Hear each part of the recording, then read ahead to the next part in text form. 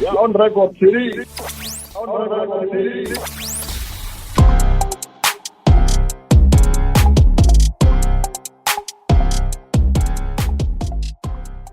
Hello, welcome to Politricking with myself, Tshidi Madia. This is episode 15 of season 3 of a politics podcast brought to you by Eyewitness News. So, South Africa marked the second year since the July riots. Remember those where we saw widespread looting, destruction of property, the trucks that were on fire on the highways, that major network, the N3 between Gauteng and KwaZulu-Natal, brought to a standstill. The impact on the economy was running into millions towards billions from what happened during that period. 2 years on, and you hear about trucks being set alight on the N3 again at Van Riemen's Pass. Something goes off. You start worrying because you're like, coincidence? And you look at the dates, and you're like, no, not again, right? And then you try and get answers from the officials, which is kind of where I'm going with this conversation. You try and get answers from officials and you don't feel satisfied with what they're saying to you. And as you start, scratching your head trying to figure it out, you hear about 5 trucks in Mpumalanga on the N4, another major route. And you go, no, there's something going on. Something's very off. Again, and then the officials say to you, no, it's got nothing to do with the July unrest. There are different conversations during the rounds at the time. So you'll hear people from the freight industry saying, yeah, this feels like a coordinated attack. You hear other people in the trucking industry saying, this has got to do with the African migrants who are being hired as drivers. It's a very contentious space. There's a lot happening in the trucking industry. But then you hear of another incident on the N2 in Mpangeni. I think it's around Mpangeni, towards Richards Bay. And then you're like, no, something's very off. But for me, it isn't that these incidents are happening. It is the question marks around the role of intelligence, crime intelligence. Bakai, why is it that 2 years after that incident, after we were told that we are in danger of this happening again, a report being done, a president saying we'll take action, we find ourselves here again where we don't understand what happened to the work that spies do in the night. We are meant to sleep ever so peacefully.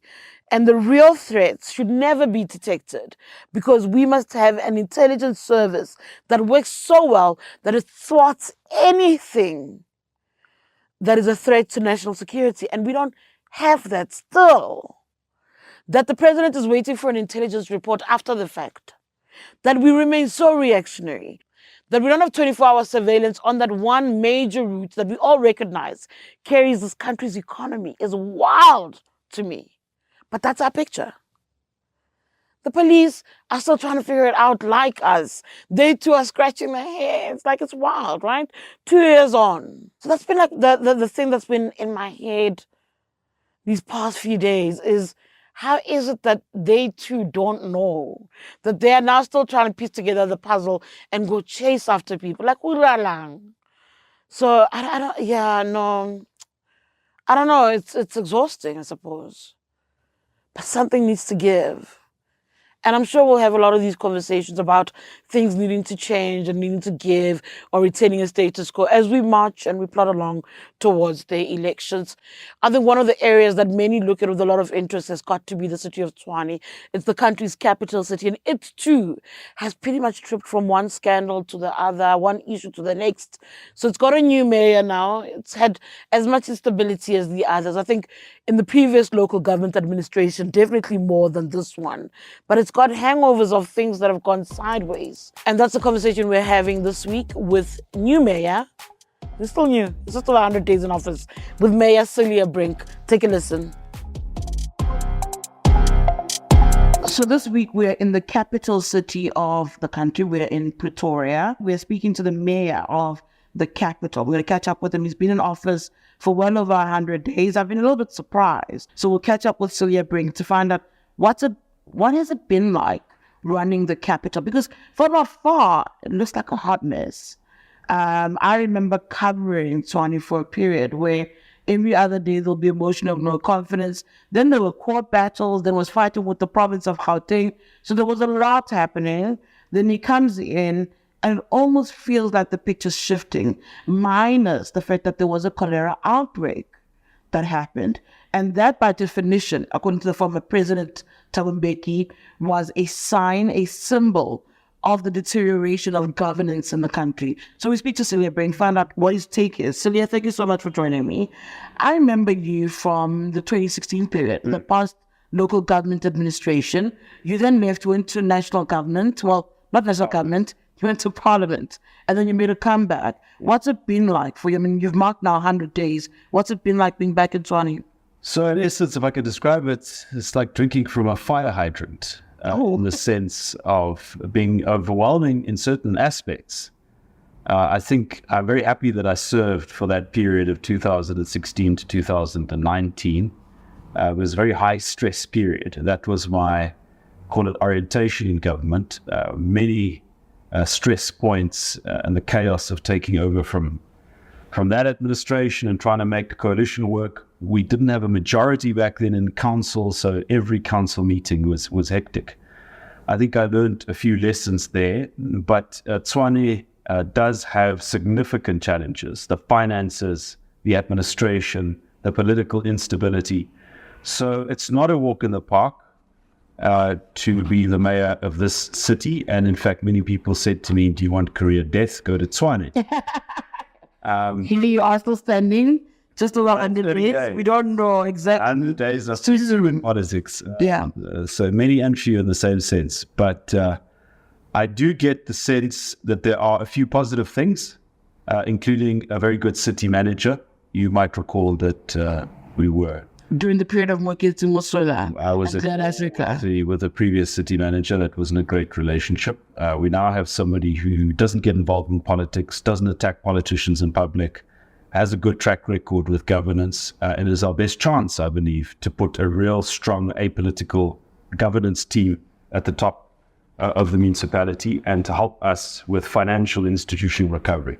So that's a big positive. The other positive is, as much as there are differences between the political parties in the coalition, I think we've got people of integrity who broadly agree on where the city should be going, and we've got a majority. It's a paper-thin majority, but it's different from what Mpho Palazzi had to deal with in Johannesburg, what Tanya Campbell had to deal with in Ekurhuleni, where you had to beg every council meeting to get things done. We now have a broad mandate and a majority to make important decisions. You speak about the issue of the finances of Tshwane. You didn't inherit Tshwane, in this administration at least, from an ANC. You had the DA at the helm, part of a coalition, but really it was the DA. What went wrong? How is it that Tshwane's finances became what they are today, based on your assessment? So there are a few critical issues that happened. The first was 18% salary increase that was granted completely outside of collective bargaining. This happened towards the end of 2019, and it is one of the issues that's in fact still being investigated in the city. How was that salary increase granted? That was devastating. The second thing that happened is COVID-19 lockdown, which had an effect on all municipalities. But at that very moment, the city was placed under provincial administration. And as much as the public is skeptical about the role of politicians and the use we bring to governance, for 7 months in the city, you had an administrator in place, somebody used to run the West Rand. Yes, I remember, yeah. And you had no political oversight over tender decisions, over revenue management, over the Municipal Public Accounts Committee. So you had all of these decisions being made for 7 months without any oversight. And I think if you look at the numbers, before that period of administration, the city actually had a budget surplus. Not a big one, about 250 million. After that period, there was a massive budget deficit of 4.3 billion rand. Now, it's not all attributable to misgovernance by the administrators. COVID had an effect on all municipalities, but it was excessive in Tshwane because of a period of bad governance. Of 7 months. 7 months. And remember, when a council gets dissolved, you're meant to have an election within 90 days. Yeah. But you can't have an election if the country's under lockdown. And of course, we had to go to court as the DA to get the administrators kicked out, but that had a definite effect. The last thing I want to mention is load shedding, especially stage 5 and 6 load shedding. People think it's only your infrastructure that gets destroyed by load shedding, and that's true, it happens. But it's also you buying electricity from Eskom at peak demand tariffs with the idea of providing it to your customers at peak demand. Yeah. But if you've got load shedding at peak demand, you're actually selling electricity at a loss. So that has a massive effect. So all of those things coming together. But let me be honest, we did make mistakes. There were some bold decisions, especially personnel decisions that were never made, perhaps because we didn't have a majority in council.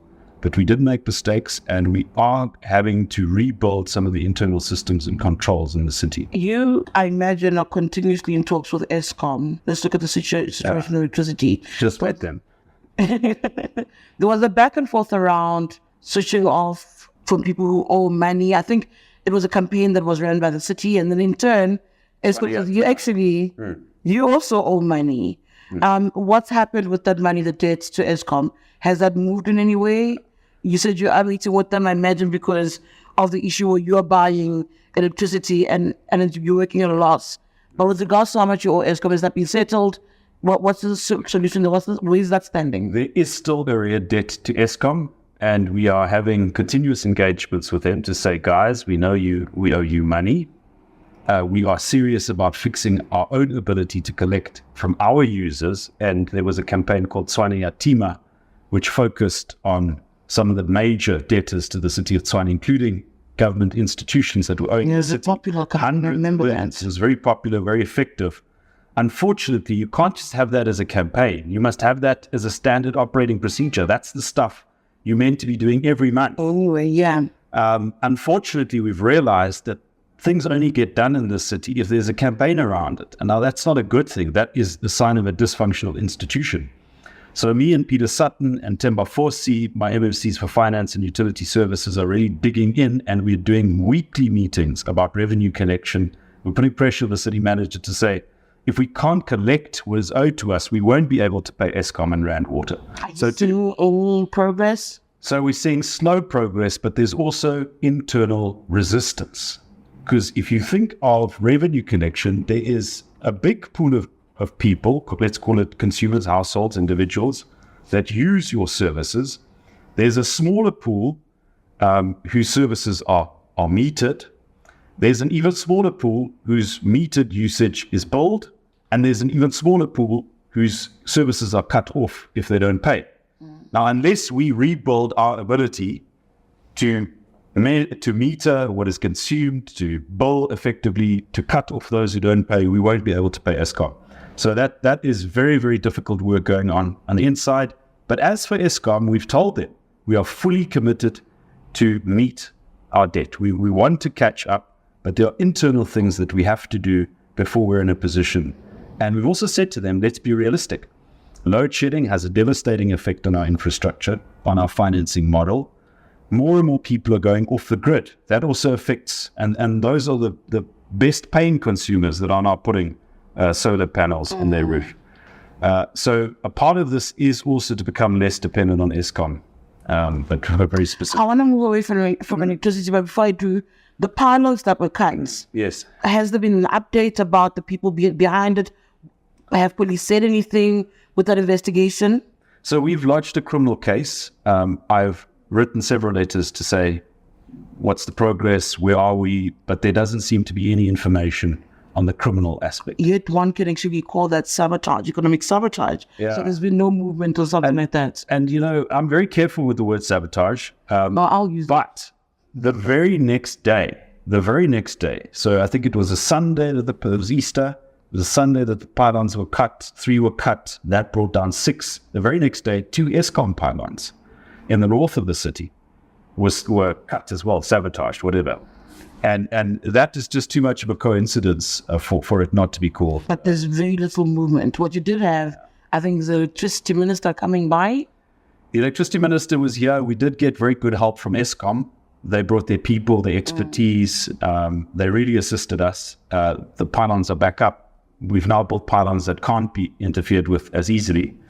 But there's still repair work that remains from all of that damage that the city will have to do in phases. And then let's speak about cholera.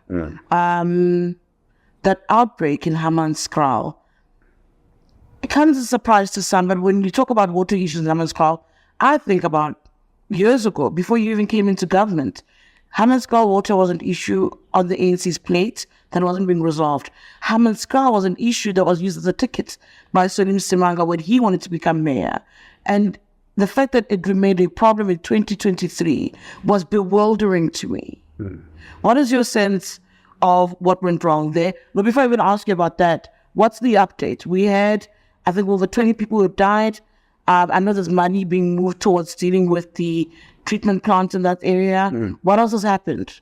So if I could just make one very important distinction, to say that we haven't actually found the cause of the cholera breakout. We still don't know. No. So patient 0 was a policeman from Limpopo who came to the trading college, the Hammans kraal Police Trading College.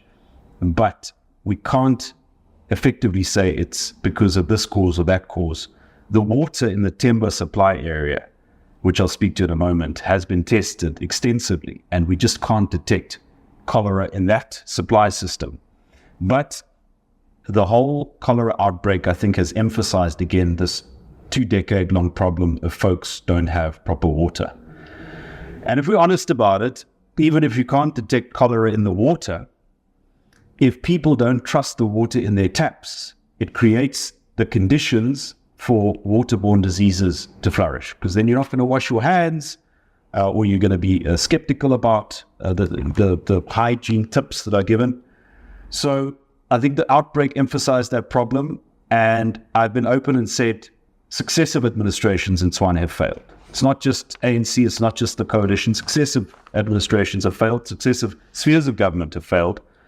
And unless we fess up to that, we're not going to get to the point of fixing Rooiwal, which is the essence of poor quality water in Hammans kraal.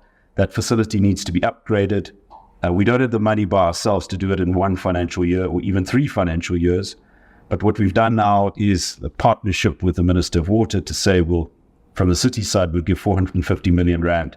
But then there is a massive amount that will need to be sourced from external funders or from National Treasury. But the important point is, instead of fighting with the Minister of Water now, we're saying, what can we do to cooperate to solve the essence of the issue?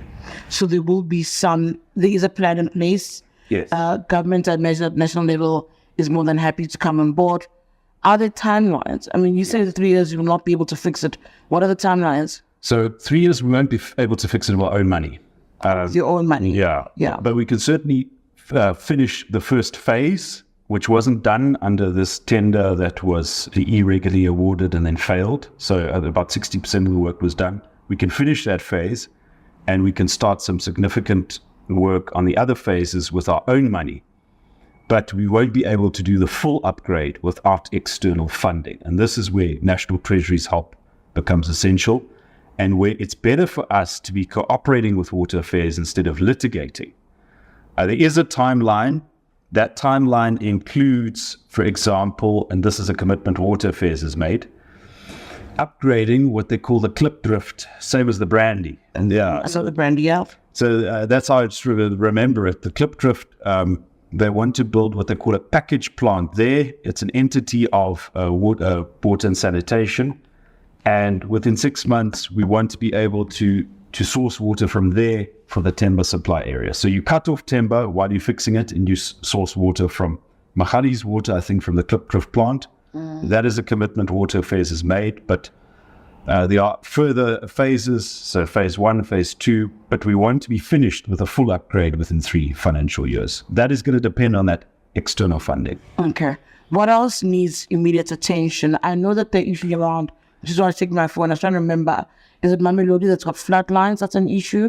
There have been complaints about issues of waste collection in townships. What else needs immediate attention from where you're standing?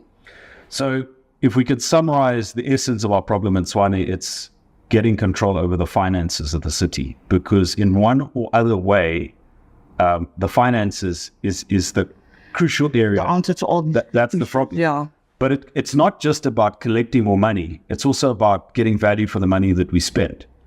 And this Rooiwal tender that was awarded, irregular, Edwin Saudi, state capture, has really given us pause to say there is serious problems with integrity in Tshwane supply chain management, to the extent that we've even agreed with Water Affairs to say let's appoint the DBSA as our implementing agent for upgrading Rooiwal, because we don't have the integrity internally. That's not to say that DBSA doesn't have problems or is immune to these kinds of things, but there is just such rot in Tswane's supply chain management system that needs to be cleaned out. How do you go about that? Because that's actually quite an indictment on all the different administrations, right? Yeah. The fact that you can't even trust your own city to implement, to do the work that's required, to give out the right contract, to deal with what people are suffering from on the ground, to provide services. Yes. That's an indictment on the city. It is important that you recognize it. Absolutely. But yeah. To my predecessor's credit, he brought a recommendation to the Municipal Council last year for the forensic investigation into that first phase of Rooiwal's upgrades, which was awarded irregularly, and only 60% of the work was done there. That forensic report was accepted by the council, I think, in September, October last year. Several officials are implicated in that report, and although I wouldn't want to mention the names and so on, because I don't want to compromise the process. What I can say is that disciplinary action has been undertaken against all of them and are at an advanced stage. So that is something I have got eyes on. I can't interfere there. I can't kick down doors because they'll say a politician is trying to interfere in disciplinary processes. But there is an attempt to clean out. There is an attempt to clean out, definitely. And the other thing I need to mention, I don't want to get too technical, but another issue with that in Tshwane is that forensic reports are done, but then nothing happens. And so we've rebuilt this pipeline from the city manager's office to what they call the Municipal Public Accounts Committee, MPAC. Yes, MPAC.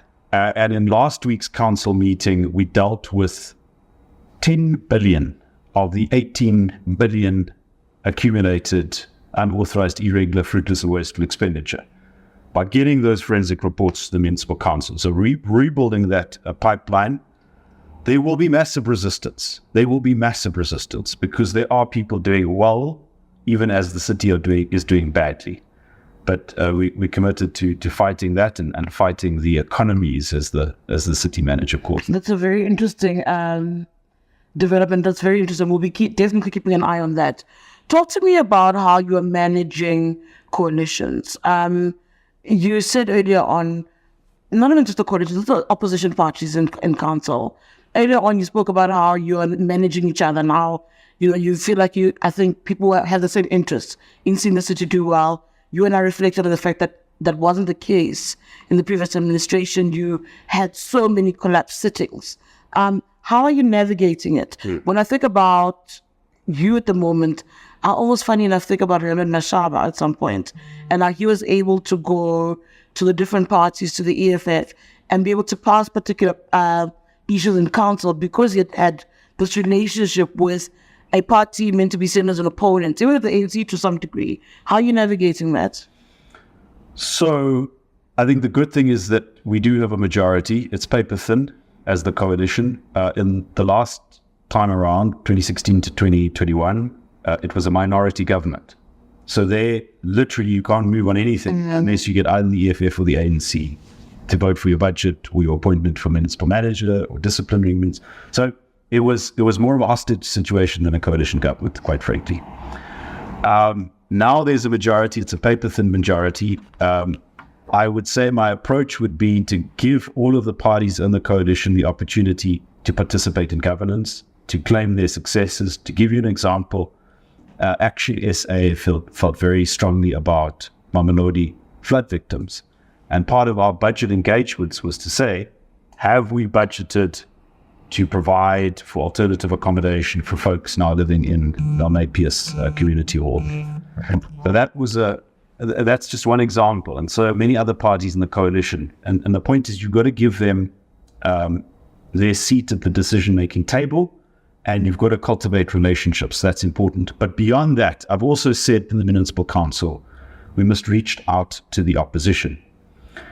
We're not co-opting the opposition. We're not trying to make deals with them. But my commitment is I and my MMCs will meet with opposition regularly to hear what are your concerns, what is happening in your wards. Because there are two parties that have ward councillors in the city, the DA and the ANC.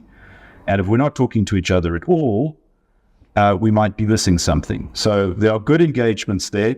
With the caveat, I know these are my opponents. They're not my aligned party. I do hear that you do meet with the ANC. In fact, some have said it like it's a COVID meeting, but actually, if it speaks to issues around wards, I imagine one would understand why that's happening.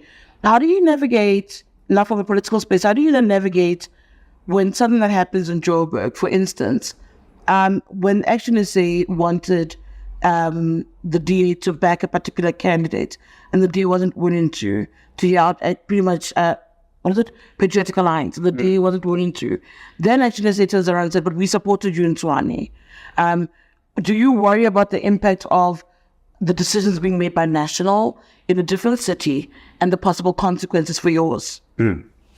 So just from our own perspective, one of the first conversations I had was with our own party leadership to say, not butt out, but the more you leave for us to do locally, the less instability we have. Because if your focus is local, it's not that you don't care what happens in Joburg or Ekurhuleni, it's that you care more about what happens in Tshwane.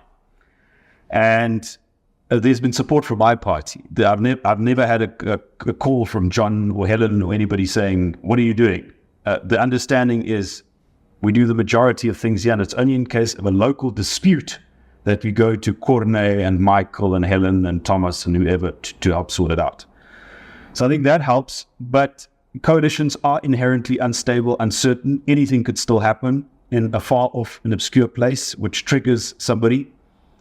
We have 5 parties in this coalition, DA, Freedom Front Plus, Action SA, IFP, ACDP, all fairly well-established parties, not just regional parties. They've got skin in the game in different places. We're not reliant on a single kingmaker here, which is different from Joburg and other places. So that helps. But anything could still happen. What to look out for is, can we stick to the coalition agreement? Or do we fall back into renegotiating positions? That's usually your first sign that trouble is on its way. We have to have, in terms of our coalition agreement, we have to have a speaker from Action SA. It's going to be a messy business, but we've got to implement that. And another aspect of the coalition is we need a deputy mayor from Action SA. And it's very important for me to move on those things, and we've already taken some steps to establish a deputy mayor position so that we can fulfill our coalition agreement. So stick to the coalition agreement and do things locally, I would say, as much as you can. 2 things I need to pick at with that. With the issue around the speaker, that you must have an Action SA speaker. You have a speaker at the moment who's not from a party that's part of a coalition. However, even with that, there seems to be some level of stability, seems to be from outside. Is it worth disrupting that in order to meet your obligations to a coalition? Is it not worth going back to the conversation and saying to the table, saying, maybe we can work with this as it stands? So I think there are some real concerns about some of the decisions that the current speaker has made. But I do agree that the relationship I have with him is not dysfunctional. As is expected of us, we meet before every council meeting. The city manager and the chief whip are included in those meetings. Very early on, he said to me, please don't call me names, and I won't call you names. And I said to him, deal. We've got to maintain the decorum of the institution, even though we differ from each other. But not implementing the coalition agreement could be a source of instability in and of itself. We must learn to govern this country with coalition agreements, and it's going to be messy, and there will be bouts of instability, but that's the deal we've made. And to go back on that deal I think would be an even bigger source of instability. What I try to do in the meantime is to say to everyone involved, we are opponents, we are going to have fights. Let's not destroy the building while we are having our internal disagreements. Easier said than done. I suppose with the issues around the election of a mayor and speaker, the period that happened a few months ago, actually said to take action against some of its members. Yes. I don't believe first class members are also found wanting.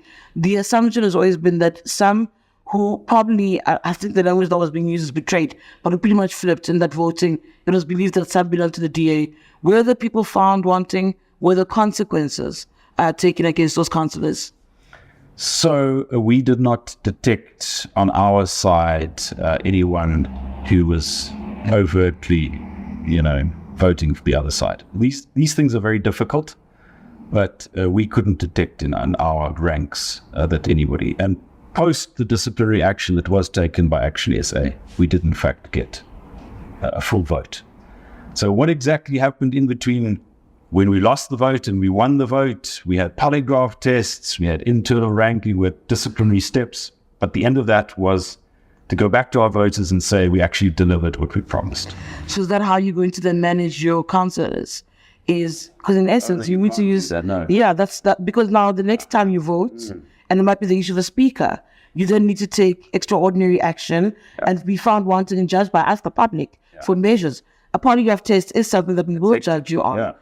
Because that's not what tenets of democracy should be about, but it's what you do to manage and to deliver on the promises you made to your constituency. Granted, but is that the only way that you're going to work and manage your councillors? Yeah, let me say there is something to be said for party discipline, because if you can't keep the promise you made to the voters, then that destroys trust in and of itself. I mean, you vote for a DA council, actually say, and you get a COPE mayor who's not bound to the coalition. That's a problem. You haven't got your house in order.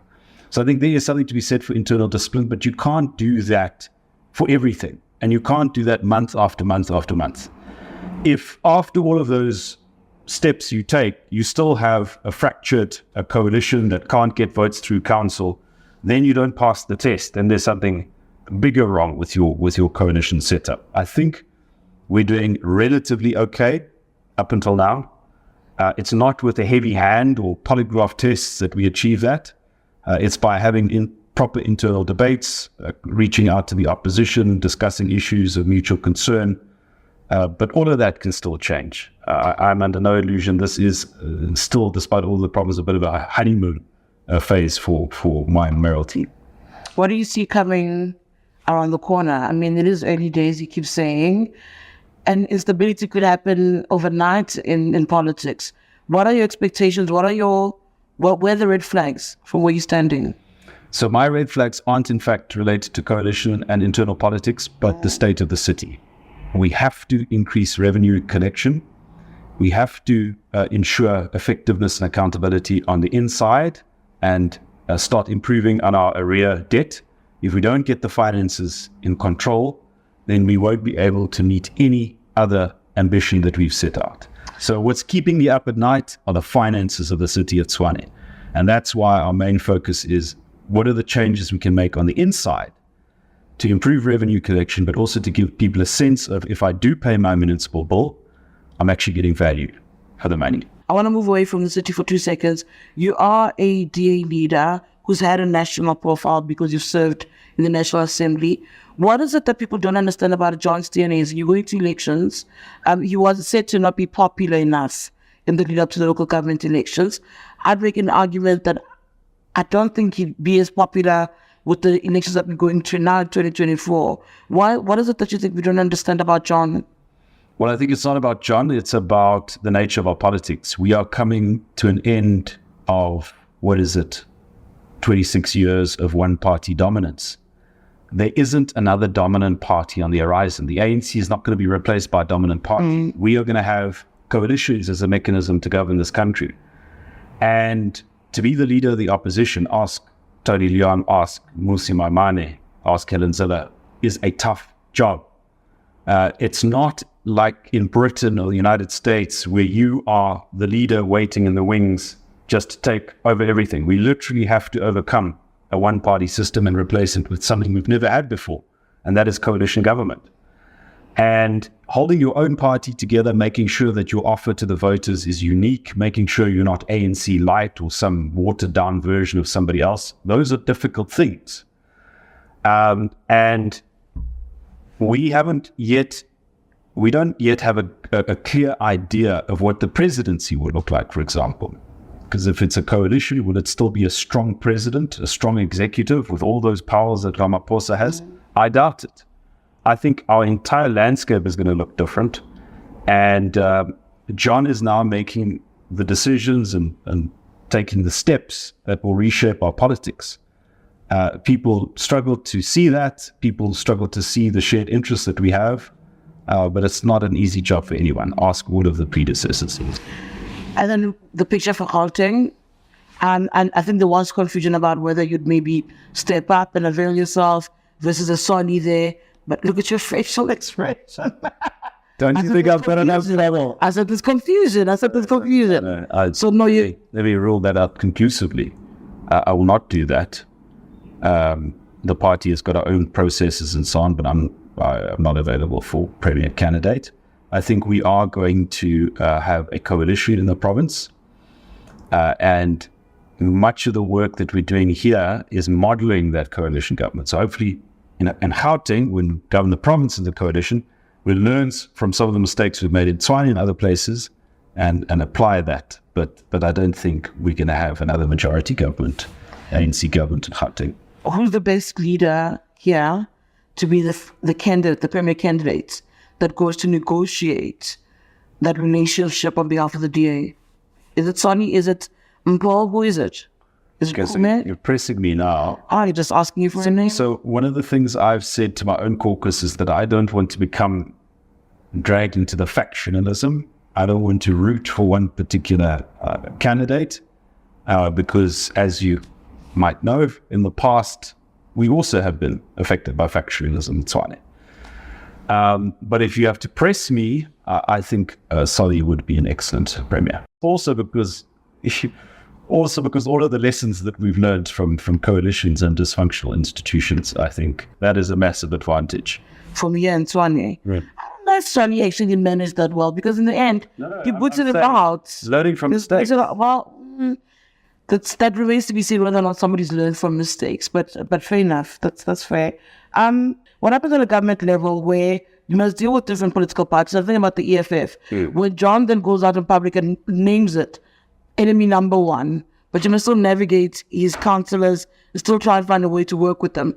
Is there a real and immediate consequence that you feel at this level as a mayor who's trying to deliver services towards people and try to get really everyone behind a particular vision and direction? Not really. I think anyone with a bit of political maturity will know that things will happen at national level. And if everything you do is determined by what national leadership says, then you won't get anything done at a local level.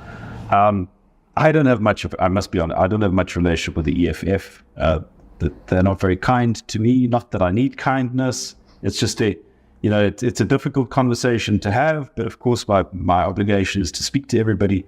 But I can't say that John's statement has made it.